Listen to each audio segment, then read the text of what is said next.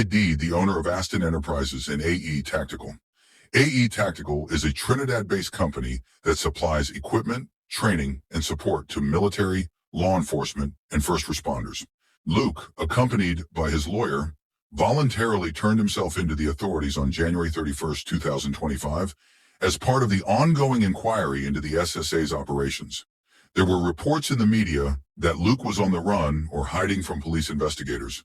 This is what Luke's lawyer had to say about the claims. Reports in the media that Luke Hadeed of AE Tactical is in hiding, that he's under arrest, detained. Nothing could be further from the truth. We understand that they want to interview him.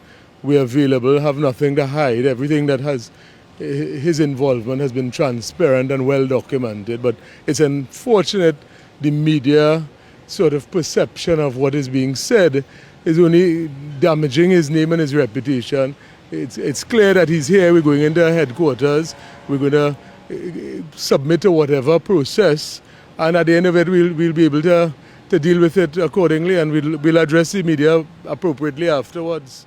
Luke entered the police administration building to aid in the current inquiry into Police Commissioner Erla Harewood Christopher's procurement of 2 sniper weapons.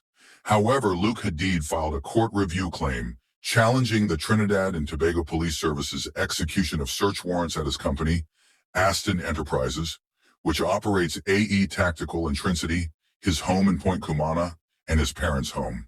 High Court Judge Avison Quinlan issued an oral decision in December and presented her written judgment on Thursday, February 6, 2025.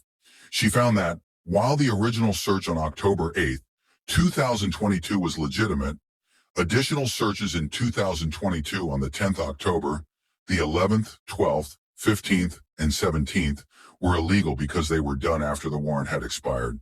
Following the judgment, Hadeed's attorney, Lala, told Guardian Media that his client had won a case that is now considered a historic decision for TNT in the Caribbean. He went on to say, the court, in a significant ruling, determined that every search conducted after the initial lawful search would result in the state paying $100,000 per search. This relates to 5 searches done on the 10th, 11th, 12th, 15th, and 17th, which totaled to a sum of $500,000. Officer Sergeant Haywood, with a search warrant pursuant to an investigation, was investigating, entered the premises and conducted a search, which pursuant to the search warrant would have been lawful. While there was a concurrent examination of the books, Sergeant Haywood continued on 5 separate occasions on the 10th, 11th, 12th, 15th, and 17th to use the same search warrant to enter the premises on the basis that this search warrant allowed him unlimited access to the premises, although he had no control of the premises. This was a judicial review claim brought against the Commissioner of Police, naming Sergeant Haywood as the person who conducted this act of malafide against my client. The court has ruled that the search was conducted lawfully on the 8th of October, pursuant to the search warrant, but every other search was illegal. And the judge went as far as to say, that's Justice Quinlan, that the conduct of the police officer demonstrated malafide. Not only did they conduct a search, they, without search warrant, went to my client's home and his father's home, never producing a search warrant, and searched those premises, having no basis for search of those premises.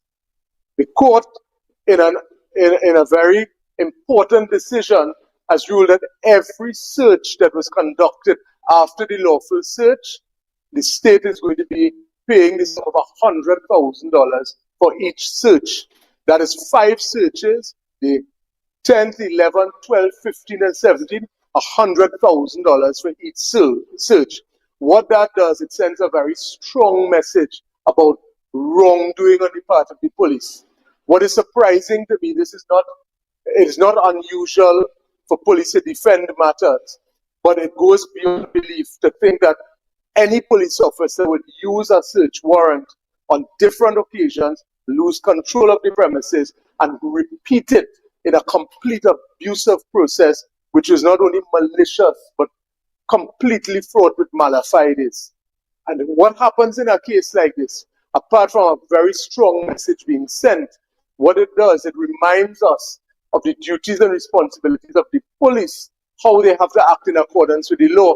And if they fail to act in accordance with the law, then people have to seek recourse of the courts. Attorney Lala goes on to explain that many civilians are victims of police wrongdoing, but are unable to afford the legal fees required to pursue and seek restitution for these abuses. We're fortunate that we have vigilant, strong, independent courts, but at the same time, you end up in a situation where not everyone can afford to seek legal redress of the courts. There are many ordinary citizens that face the onslaught of police with improper motives, who exercise their conduct, whether it's arrest, search, detention, improperly. And many of these people have no recourse. They have to accept it, they have to take it. So when judgments like this come out, this is a judgment that not only guides the police service in the course of their conduct, but it also guides the average citizen as to what your rights are, what the police can and cannot do. What is interesting about this matter, two searches going on, two police activities going on at the same time. The lawful investigation of the books by ASP Spence, which the judge commented was professional, lawful. I was involved in those exercises, the searches, completely professional. And on the other hand, you have Sergeant Hayward, who thought he was Yosemite Sam, running around with impunity to the law, and search after search. And it is even surprising to me what I thought was trite law, that the police would defend this rigorously and spend precious judicial time. The court's message of $100,000 for each day, that's $500,000 that the TTPS has to pay because of the course of conduct of this officer, sends a very strong message.